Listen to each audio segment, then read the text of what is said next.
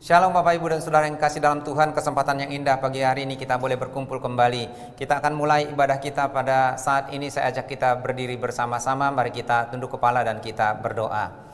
Adapun pertolongan kita datangnya dari Tuhan yang menciptakan langit bumi serta segala isinya. Tuhan yang setia dan tidak pernah meninggalkan perbuatan tangannya, tapi kekal sampai selama-lamanya. Turunlah atas saudara sekalian anugerah dan sejahtera dari Bapa, kasih karunia dari Tuhan Yesus Kristus, serta pimpinan dan lawatan kuasa Roh Kudus curahkan atas kita, sementara kita beribadah pada pagi hari ini. Amin. Shalom Bapak Ibu, saudara-saudari yang terkasih di dalam Tuhan. Kita bersyukur bahwa kita memiliki Tuhan yang sungguh mengasihi kita. Dia sudah mati untuk menebus dosa kita. Tidak hanya mati, tapi dia bangkit kembali. Dan hari ini kita merayakan kenaikan Tuhan Yesus. Saat ini kami datang ya Tuhan, ke hadirat-Mu. Engkau Tuhan yang layak menerima segala pujian.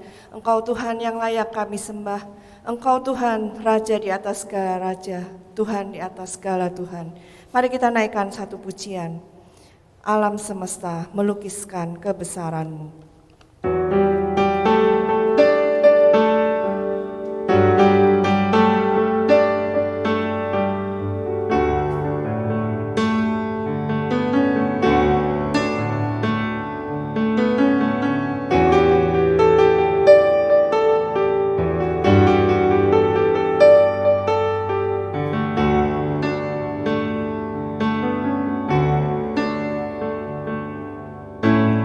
Ah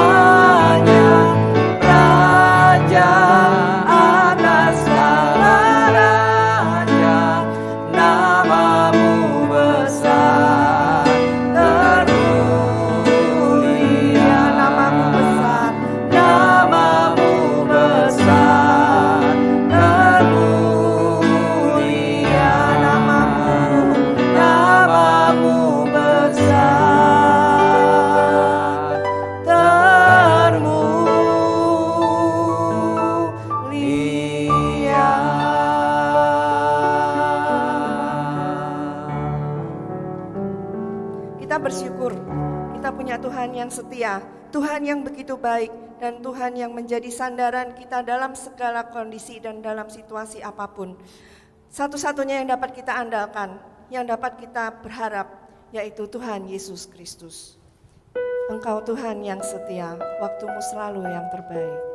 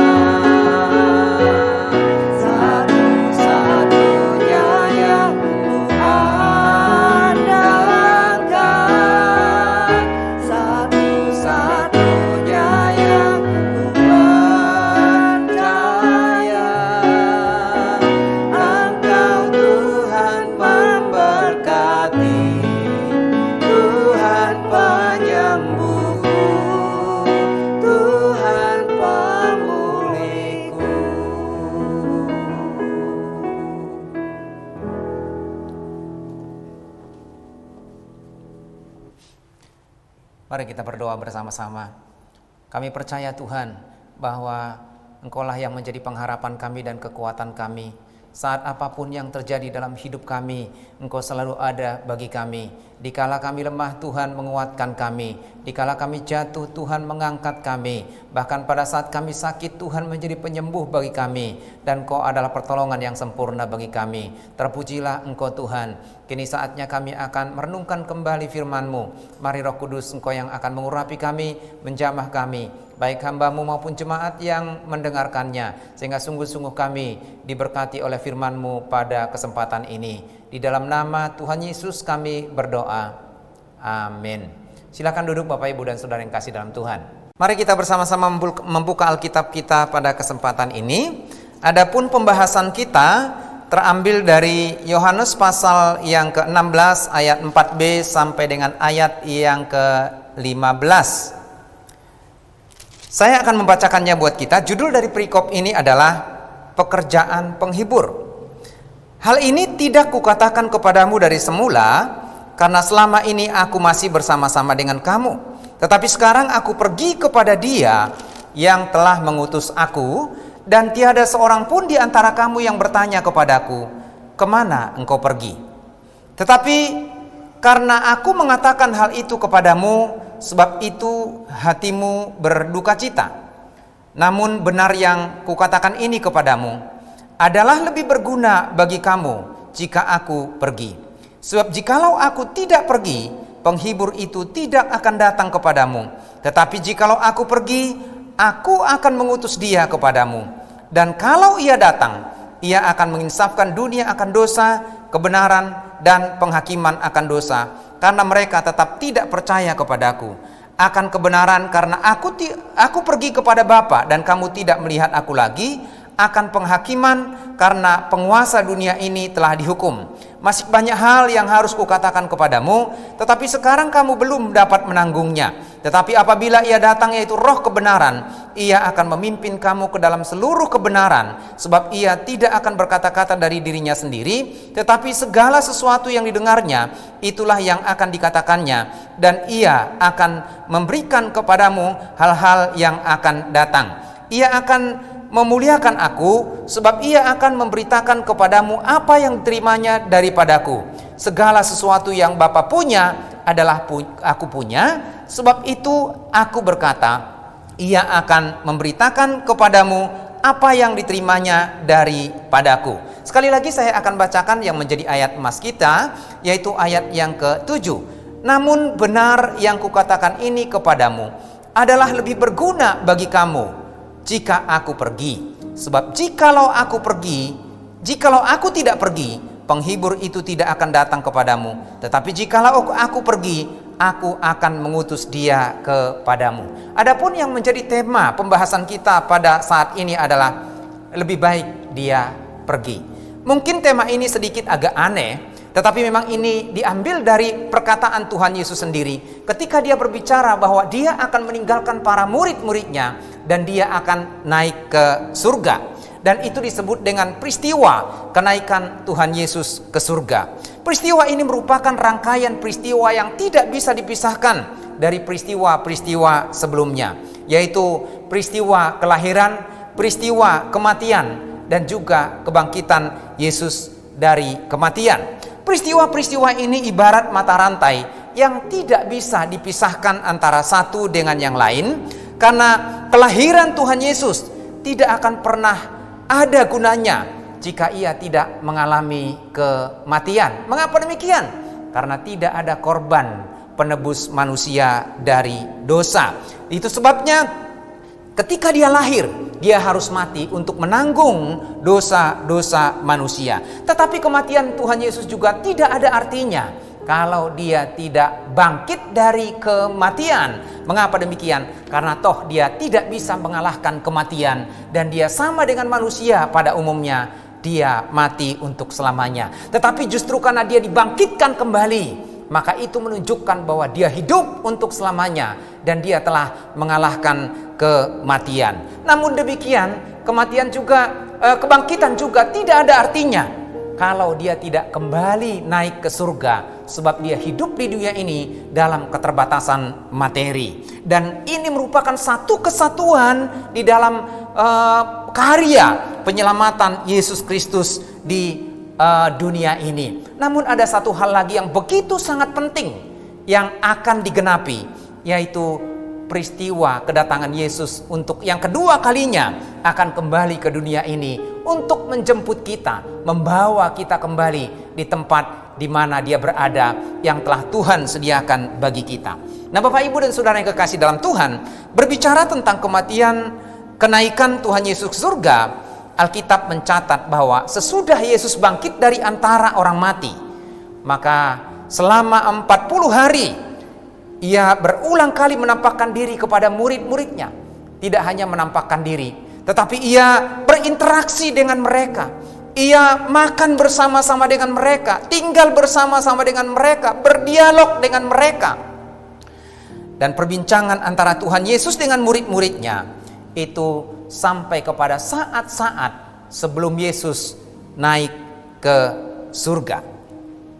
Yang menjadi pertanyaannya adalah, kenapa Tuhan Yesus berulang kali menampakkan diri kepada para murid-muridnya dan orang-orang yang mengikutinya? Tentu ada tujuan yang hendak disampaikan oleh Tuhan Yesus. Karena masih segar di ingatan kita, ketika Yesus mati di atas kayu salib merupakan satu peristiwa yang begitu sangat sadis, dan itu menggoncang iman para murid-murid pada waktu itu. Mereka seperti anak ayam yang tidak punya induk.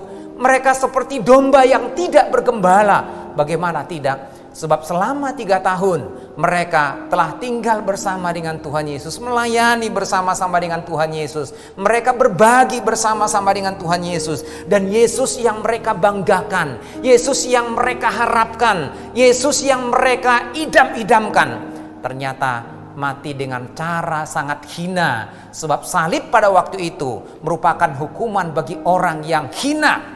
Dan itu sebabnya pengharapan mereka menjadi sirna. Apa yang mereka bangun selama ini, mimpi yang mereka punya selama ini akan duduk di samping Tuhan Yesus. Pada waktu itu semua menjadi sirna, sebab Yesus telah mati. Tetapi ketika Dia bangkit, Yesus kembali menunjukkan bahwa Dia hidup. Dan kuburan tidak mampu menahan tubuh Yesus, dan Dia bangkit. Lalu kemudian berlanjut kepada kenaikannya ke surga.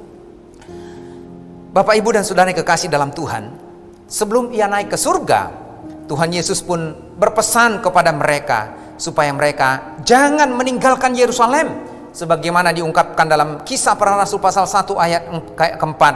Dan itu diingatkan kepada para murid, sebab mereka akan mengalami lawatan Tuhan, mengalami kuasa Tuhan. Dan kalau kita memperhatikan, Alkitab mencatat secara lengkap peristiwa kenaikan Tuhan Yesus ke surga. Yang pertama, Injil Markus pasal 16 ayat 19 mengatakan, sesudah Tuhan Yesus berbicara demikian kepada mereka, maka terangkatlah Ia ke surga. Bahkan Injil Lukas mencatat dalam pasal 24 ayat yang ke-51, dan ketika Ia sedang memberkati mereka, Ia berpisah dari mereka dan terangkat ke surga. Kemudian Kisah Para Rasul pasal 1 ayat 9 kemudian menceritakan lebih lengkap dengan berkata, sesudah Ia mengatakan demikian, terangkatlah Ia, disaksikan oleh mereka, dan awan menutupnya dari pandangan mereka. Dan kalau kita memperhatikan baik dalam Injil Markus, Injil Lukas, dan juga Kisah Para Rasul, kita akan menemukan satu kata yang penting dan menarik. Dalam perkataan pernyataan itu, di situ selalu kita temukan kata mereka. Mereka itu artinya berbentuk jamak, lebih daripada satu. Kalau kita mencoba untuk menghitung mereka di sini adalah paling tidak ada 11 murid Tuhan Yesus setelah Yudas telah tiada. Kemudian ada Maria ibu Yesus, ada Maria yang lain, ada saudara-saudaranya yang lain. Itu dicatat dalam Kisah Para Rasul pasal 1 ayat yang ke-14.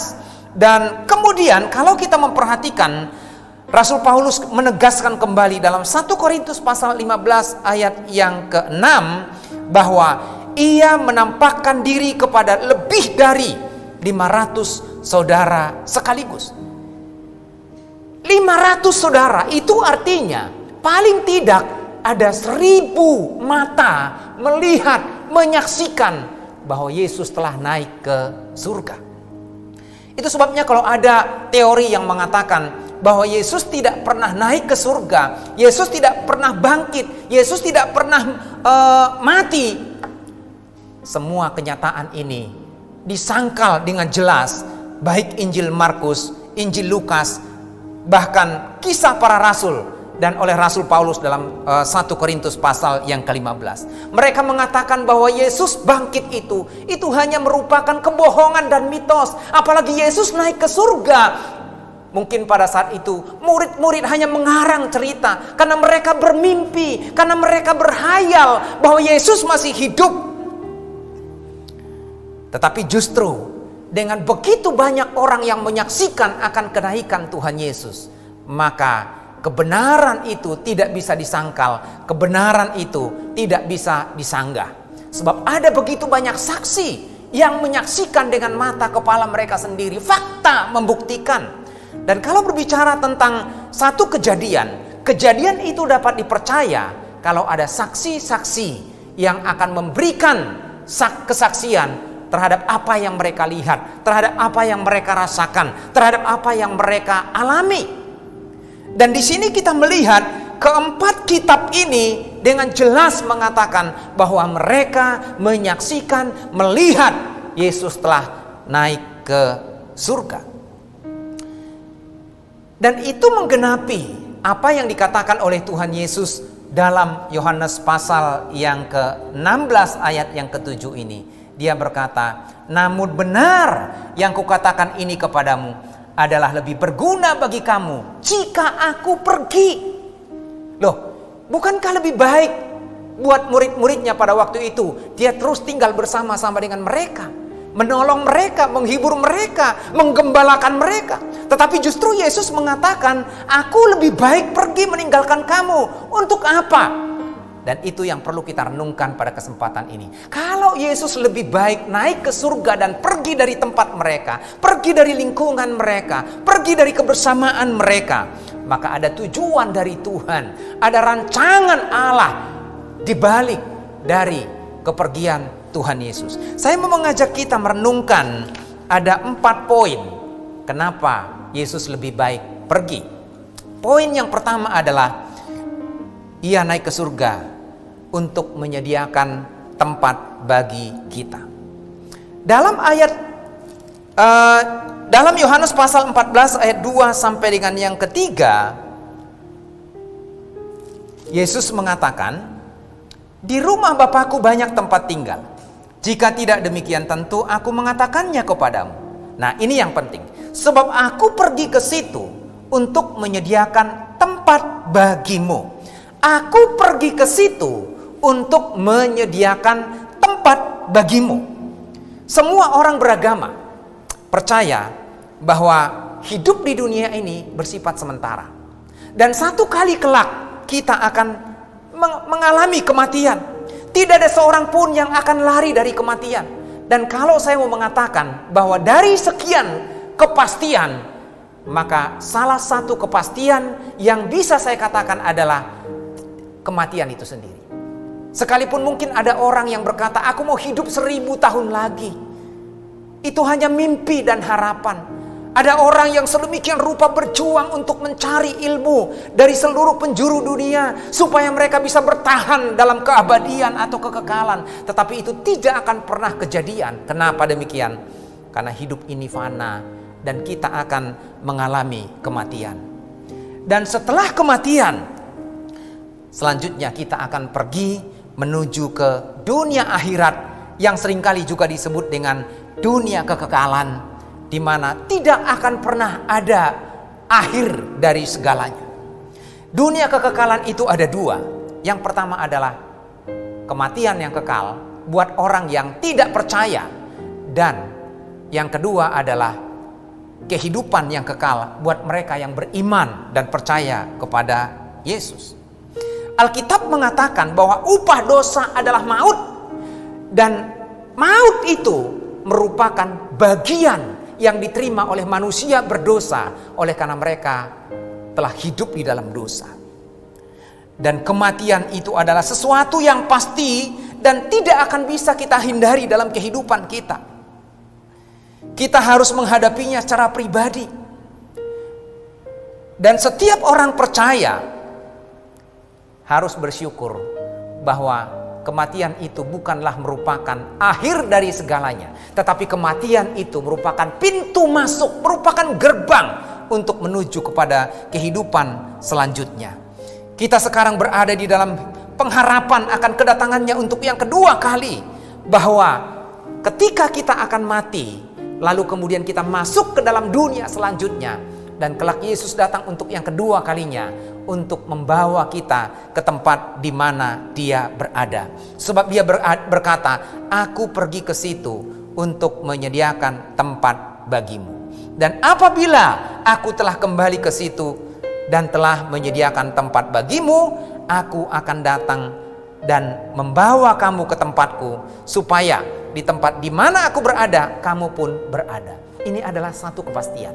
Bukan mudah-mudahan, tetapi sesuatu yang pasti bahwa mereka yang percaya kepada Yesus akan hidup bersama dengan Yesus. Nah, Bapak, Ibu, dan Saudara yang kekasih dalam Tuhan, ketika seorang Kristen mati, maka dia akan dibawa ke kuburan.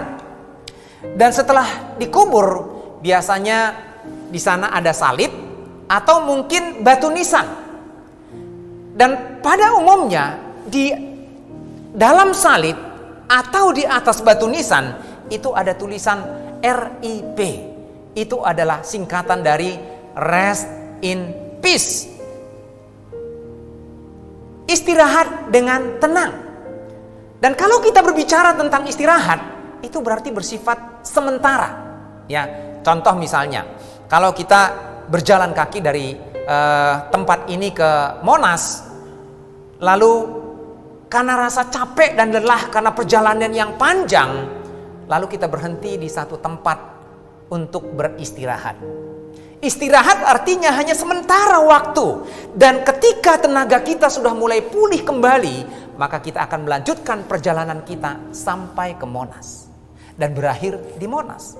Nah, demikian juga ketika seseorang berada di dalam peristirahatan di dalam kubur, maka itu bukan merupakan akhir dari segalanya. Itu hanya merupakan tempat istirahat yang bersifat sementara, dan kelak mereka akan dibangkitkan kembali, dan orang yang percaya akan dibawa ke tempat di mana Yesus berada. Itu sebabnya kita bersyukur kepada Tuhan. Kalau kita memiliki iman kepada Yesus, maka kita sudah punya tempat di sorga. Nah, Bapak, Ibu, dan Saudara kekasih dalam Tuhan, kita tidak perlu menanam investasi. Kita tidak perlu berjuang dengan segala daya, upaya, materi, bahkan dengan segala usaha kita, supaya kita punya tempat di sorga. Sebab itu adalah anugerah, pemberian secara cuma-cuma kepada setiap orang yang percaya dan beriman kepada Yesus. Itu sebabnya mari kita pelihara iman kita kepada Yesus, sehingga kelak ketika Yesus datang untuk yang kedua kalinya, maka kita akan tinggal bersama Yesus di tempat yang disediakan bagi kita. Kemudian yang kedua adalah Dia pergi supaya Roh Kudus dicurahkan. Nah, kalau kita memperhatikan dalam Yohanes pasal yang ke-14 ayat yang ke-15 sampai dengan ayat yang ke-31, di sana pun Tuhan Yesus pernah berbicara bahwa Dia akan pergi kepada Bapa, dan Ia akan minta supaya Bapa mengutus Roh Kudus yang akan menyertai orang-orang percaya sampai selama-lamanya. Dan Dia berjanji tidak akan meninggalkan murid-muridnya seperti yatim piatu, sebab Roh Kudus akan menyertai mereka. Kemudian di dalam Yohanes pasal yang ke-16 ayat yang ke-4b sampai dengan ayat yang ke-15 ini, kembali Tuhan Yesus menegaskan bahwa ketika Dia pergi dan naik ke surga, maka Ia akan mengutus Roh Kudus turun ke tengah-tengah dunia ini. Bahkan sebelum dia naik ke surga, dalam Kisah Para Rasul pasal yang pertama, Kisah Para Rasul pasal yang pertama, dia kemudian berbicara lagi kepada murid-muridnya. Dia berkata di dalam Kisah Para Rasul 1 ayat yang ke-5, sebab Yohanes membaptis dengan air, tetapi tidak lama lagi kamu akan dibaptis dengan Roh Kudus. Dan itu kemudian dijanjikan kepada mereka di dalam ayat yang ke-8.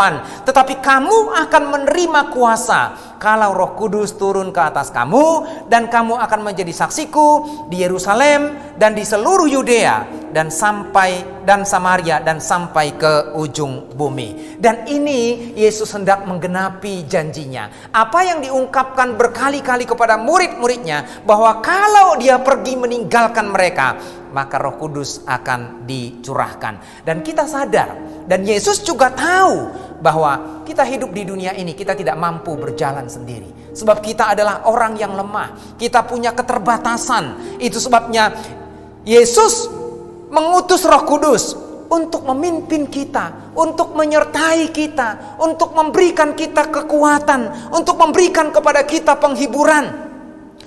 Bahkan di dalam Injil Yohanes mengatakan bahwa Roh Kudus yang akan memimpin kamu dalam kebenaran, yang akan menginsafkan kamu akan dosa dan penghakiman. Dan dia yang akan mengajarkan kita tentang kebenaran-kebenaran itu sendiri. Kalau Roh Kudus tidak ada, tidak hadir dalam kehidupan kita, saya boleh mengatakan ibarat pelita tanpa minyak, maka itu bukan disebut dengan pelita yang menyala.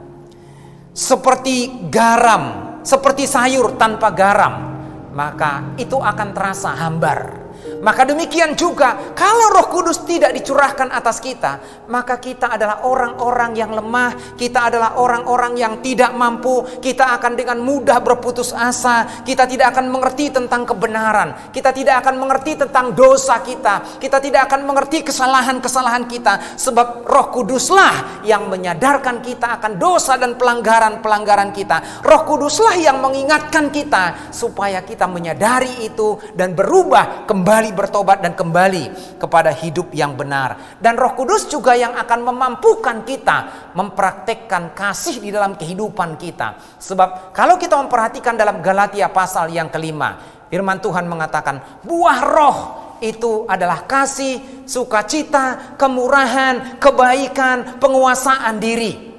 Dan memang tanpa Roh Kudus kita tidak akan bisa menghasilkan buah. Tetapi dengan Roh Kudus yang dicurahkan atas kita, maka kita akan mengerti hidup kita. Kita akan mengerti kebenaran. Kita akan bertumbuh dalam iman. Kita akan terus mengerti kebenaran demi kebenaran, supaya kita menjadi seperti Kristus, semakin disempurna di dalam Dia, dan kita hidup di dalam kekudusan.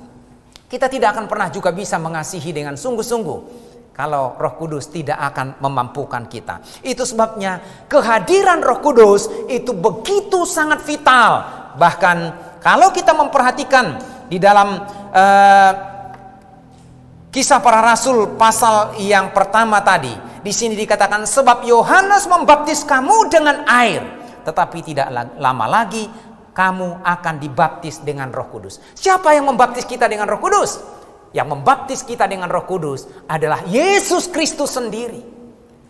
Untuk apa? Supaya kita lahir baru, supaya kita menjadi manusia baru, supaya kita menjadi milik Kristus. Dan Roh Kudus yang ada di dalam diri kita itu memberikan kuasa kepada kita, dunamos kepada kita, kemampuan kepada kita untuk menjadi apa? Untuk menjadi saksi Kristus di tengah-tengah dunia ini. Dimulai dari keluarga kita, dari tetangga kita, lingkungan sekitar kita, bahkan sampai ke ujung bumi. Dan tujuan dari Bapa mencurahkan Roh Kudus itu begitu sangat besar pengaruhnya dalam kehidupan kita. Itu sebabnya mari kita memberi hidup kita untuk terus dipimpin oleh Roh Kudus dalam kehidupan kita. Ini peristiwa pencurahan Roh Kudus hanya merupakan peristiwa awal pertama. Ketika kita percaya kepada Yesus, maka kita dibaptis dengan Roh Kudus supaya kita menjadi milik kepunyaan Allah sendiri. Sebab Roma 8 ayat yang ke-9 mengatakan, jikalau Roh Kudus tidak ada di dalam diri kamu, maka kamu bukan milik Kristus. Kamu bukan milik Allah. Justru kamu disebut sebagai milik Kristus karena Roh Kristus ada di dalam kamu. Jadi Roh Kudus dibaptiskan di dalam diri kita supaya kita menjadi milik Allah. Bahkan di dalam Efesus pasal 1 ayat 13 sampai 14 mengatakan, dengan Roh Kudus kamu dimeteraikan sebagai jaminan bahwa kamu adalah milik Allah. Kemudian kembali Rasul Paulus mengatakan di dalam 2 Korintus 1 ayat 21 sampai 23 bahwa di dalam Dia kamu telah dibaptis dengan Roh Kudus dan sebagai meterai jaminan bahwa kamu adalah milik Allah.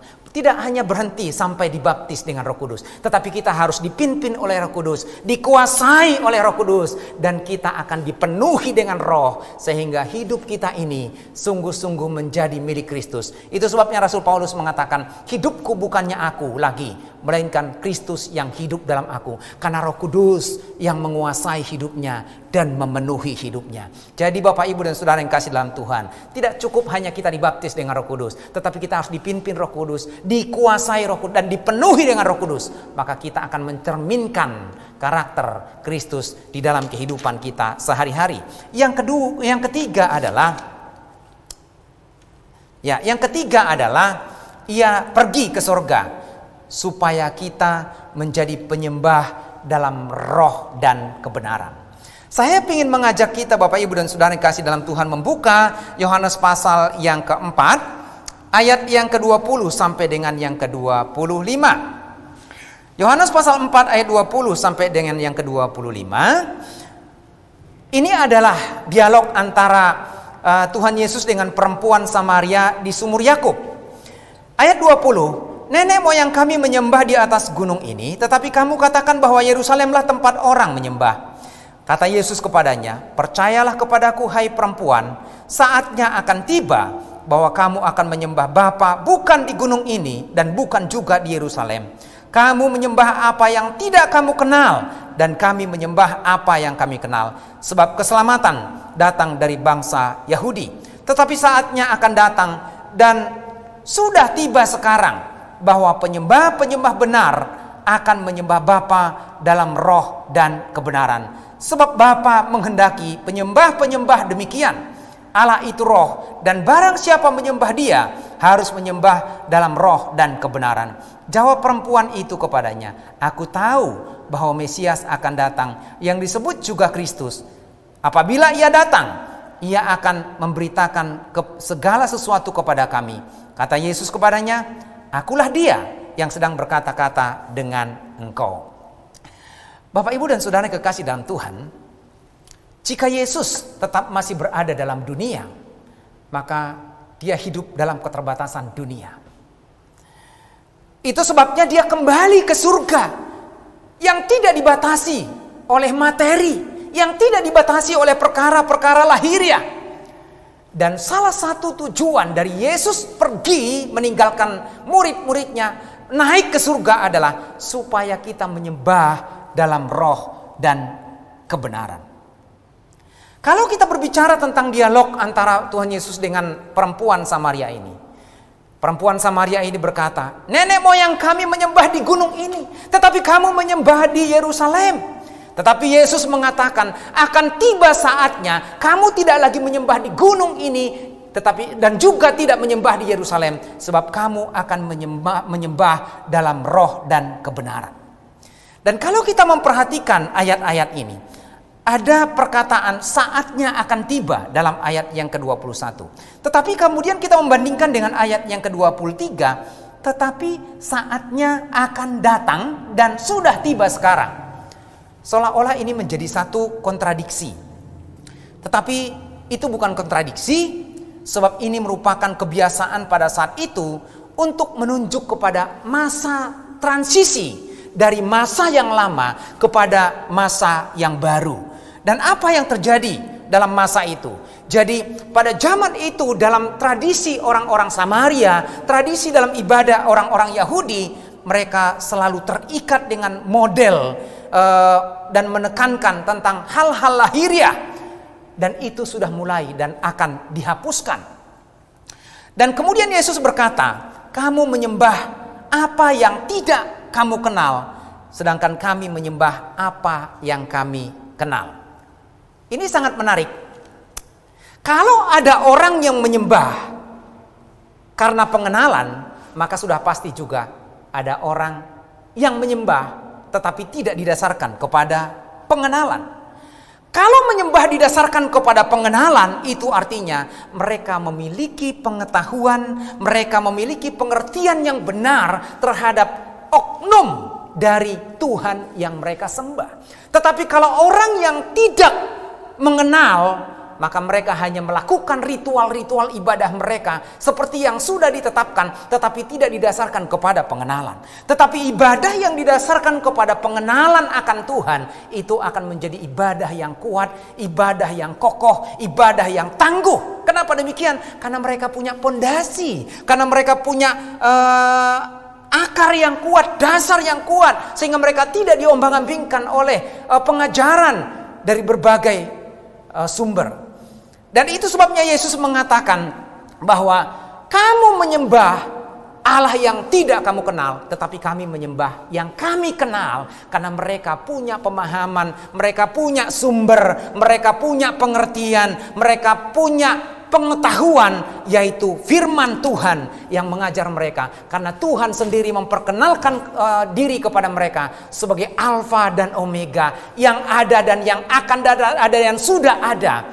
Dan dia adalah Yahweh, Allah yang disembah oleh orang-orang Israel. Dan itu sebabnya Bapak Ibu dan Saudara yang kasih dalam Tuhan, dalam relevansinya dalam kehidupan kita saat ini, kita harus menyembah yang didasarkan kepada pengenalan kita kepada Tuhan, pengetahuan kita akan Tuhan, kesadaran kita bahwa Tuhan itu ada dan kita memiliki pribadi akan Dia. Lalu yang menjadi pertanyaan berikutnya adalah, kenapa Yesus mengatakan bahwa orang Samaria itu tidak mengenal Tuhan? Salah satu alasannya adalah ternyata orang Samaria itu hanya percaya kepada kitab Torah atau yang disebut dengan kitab Pentatuk. Kitab Pentatuk itu adalah 5 kitab Musa, yaitu Kejadian, Keluaran, Imamat, Bilangan, Ulangan. Mereka hanya memegang ini, sedangkan kitab-kitab lainnya dimulai dari kitab Yosua sampai selanjutnya mereka tidak memiliki ini. Itu sebabnya mereka tidak mengenal Allah secara benar. Kemudian kalau kita memperhatikan dalam ayat yang ke-23 sampai ayat yang ke-24, maka kita akan menemukan kalimat penyembah-penyembah benar.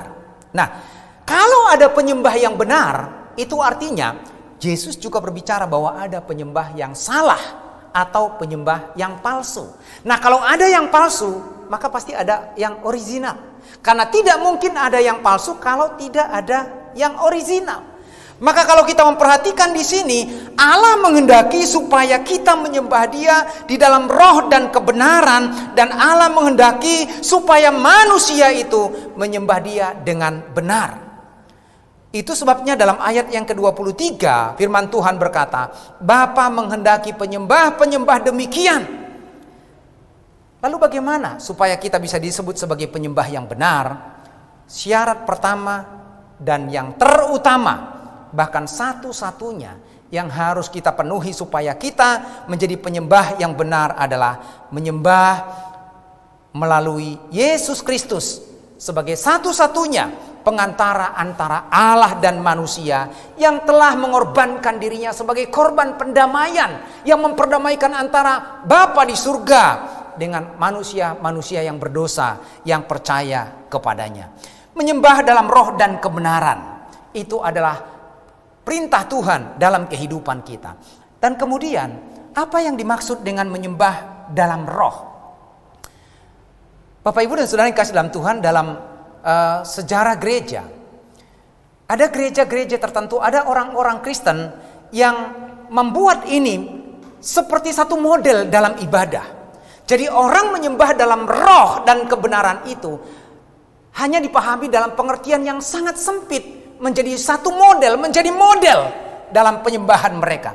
Tetapi kalau kita memperhatikan lebih dalam apa yang dikatakan oleh Tuhan Yesus, maka apa yang dimaksud dengan Tuhan Yesus bukan sesederhana itu, bukan sesimpel itu. Tetapi menyembah dalam roh dan kebenaran itu artinya menyembah bukan secara lahiriah, bukan seperti yang dilihat oleh mata saja, tetapi menyembah di dalam roh, di mana Roh Kudus yang ada dalam diri kita ini, yang sudah mengalami kelahiran baru, kita hidup di dalam kebenaran Kristus.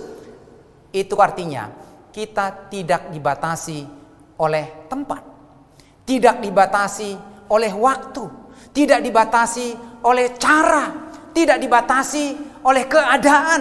Dan kalau kita memperhatikan kembali dialog antara perempuan Samaria dengan Tuhan Yesus, maka perempuan Samaria itu mengatakan, kami menyembah di gunung ini, yaitu di gunung Gerizim. Kamu menyembah di Yerusalem.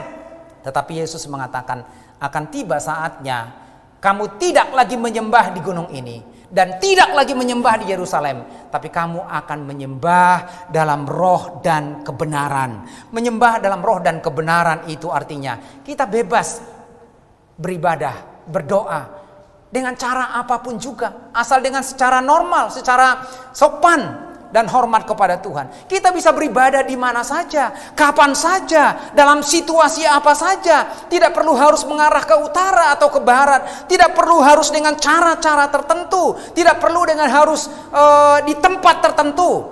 Sebab Allah itu adalah roh, maka kita akan menyembah Dia dalam roh dan kebenaran. Bapak, Ibu, dan saudara yang kasih dalam Tuhan, menyembah dalam roh dan kebenaran, sebagaimana yang saya ungkapkan, itu adalah menyembah melalui Yesus Kristus sebagai Tuhan dan Juru Selamat kita.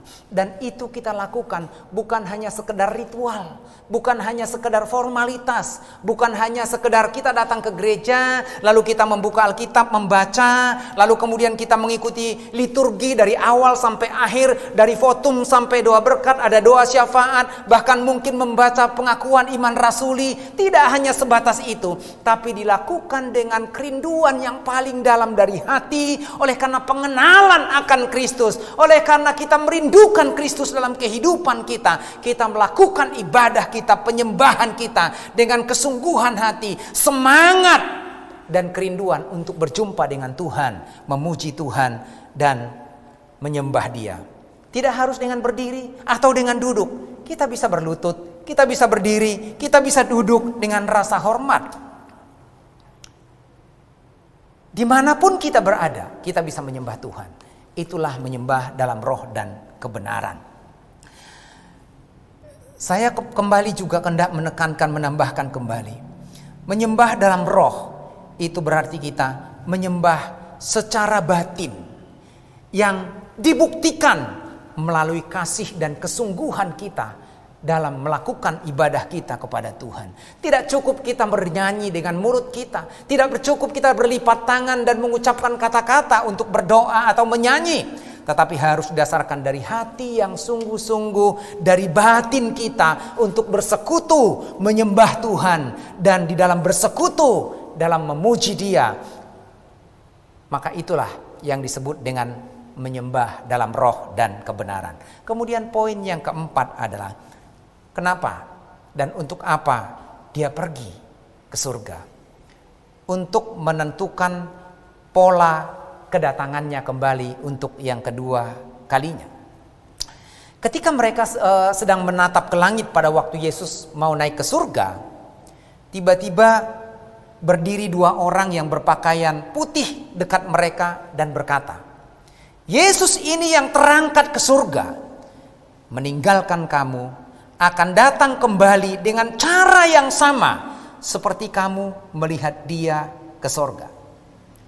Ini mereka yang berpakaian putih ini, dua orang ini hendak menegaskan kembali bahwa apa yang kamu saksikan sekarang, Yesus naik ke surga dari antara kamu dan Dia pergi meninggalkan kamu dan pada saatnya akan tiba dengan cara yang sama. Banyak mata yang akan menyaksikan, banyak orang yang akan melihat. Dia akan datang kembali ke dunia ini. Untuk apa? Untuk menjemput orang-orang yang percaya dan setia kepadanya. Dan ini menjadi satu penegasan akan model kedatangan Yesus untuk yang kedua kalinya. Kalau Yesus pertama kali naik ke surga disaksikan oleh ratusan mata. Mereka melihat dari hadapan mereka. Yesus terangkat tanpa menggunakan alat. Dia dengan begitu spektakuler, dengan kuasa yang luar biasa. Dia naik ke surga. Maka dengan cara yang sama, dengan situasi yang sama, dia akan kembali datang ke dalam dunia ini. Itu adalah pengharapan buat kita kembali. Bahwa Yesus tidak selamanya meninggalkan kita.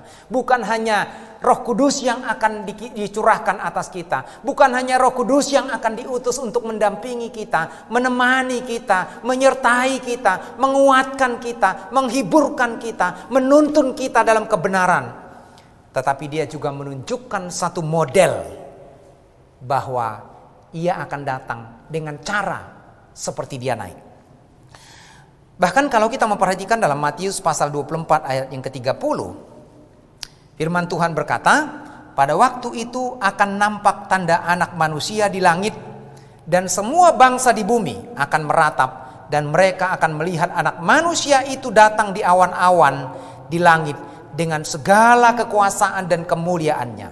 Dan itu akan terjadi. Jadi pola dalam kisah para rasul ketika Yesus naik ke surga sama dengan pola dalam Injil Matius pasal yang ke-24, bahwa anak manusia yaitu Yesus Kristus akan datang kembali ke dunia ini untuk yang kedua kalinya, untuk menghakimi orang yang hidup dan yang mati, dan membawa setiap orang yang percaya dan setia kepadanya ke tempat di mana dia berada, menyediakan tempat. Sebagai kesimpulan, Bapak Ibu dan Saudara yang kasih dalam Tuhan, untuk apa Yesus pergi? Yesus berkata lebih baik dia pergi daripada tinggal di antara murid-muridnya. Oleh karena Yesus pergi untuk menyediakan tempat bagi kita. Yesus pergi ke surga supaya Roh Kudus dicurahkan yang akan mendampingi kita, menyertai kita, menghiburkan kita, dan menguatkan kita sampai selama-lamanya. Dan Yesus pergi supaya kita menyembah dalam roh dan kebenaran. Tidak lagi terikat kepada perkara-perkara lahiriah. Tidak terikat lagi masalah formalitas. Tidak hanya terikat lagi kepada aturan-aturan yang baku. Kemana kita harus menghadap. Cara apa yang harus kita lakukan. Tetapi kita menyembah dalam roh dan kebenaran. Dan kita menyembah dia sebagai Allah yang adalah roh adanya. Dan Yesus naik ke surga untuk menentukan, menunjukkan pola untuk kedatangan yang kedua kalinya.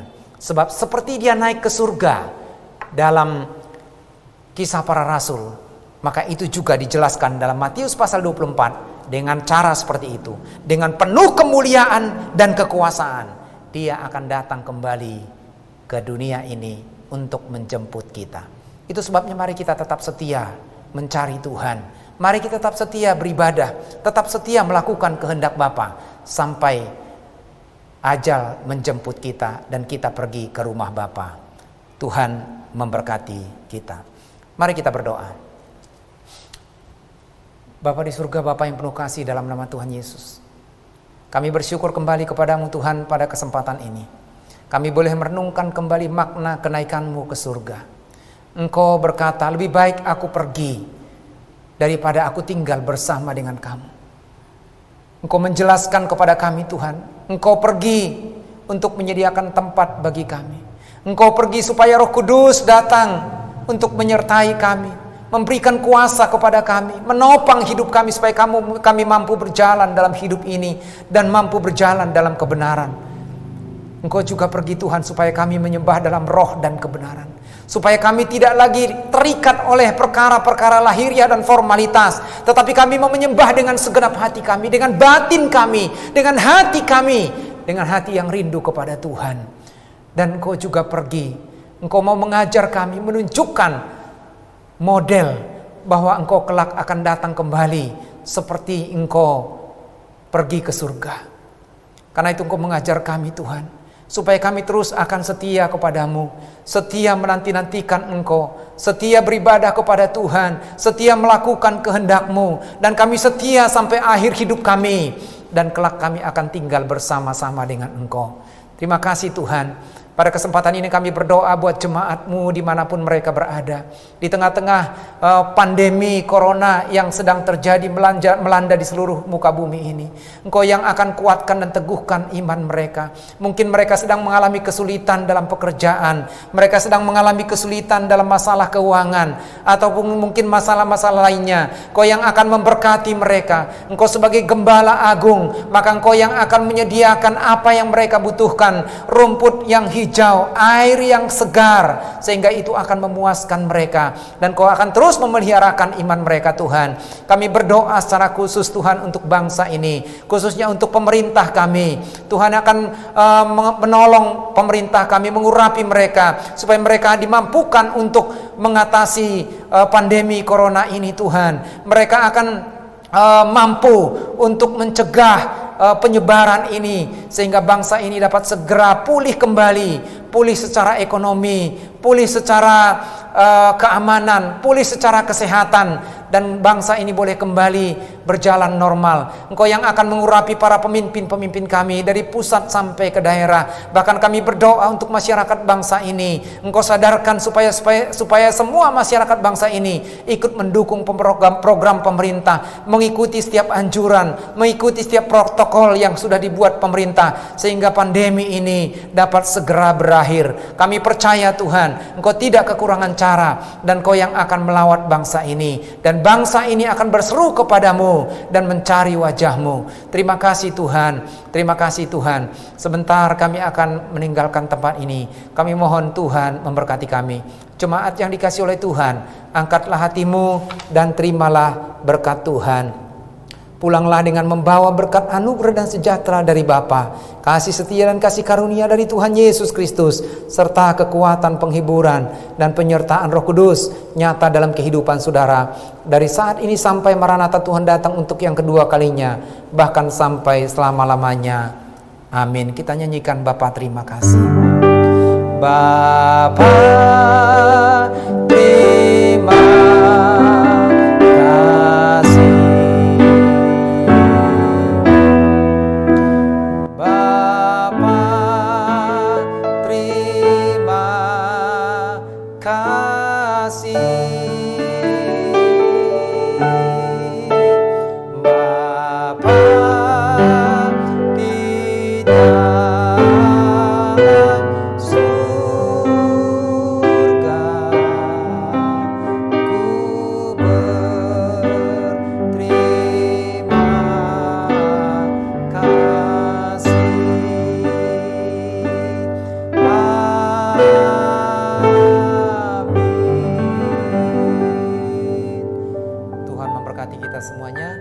Damai sejahtera Kristus melimpah atas kita semuanya.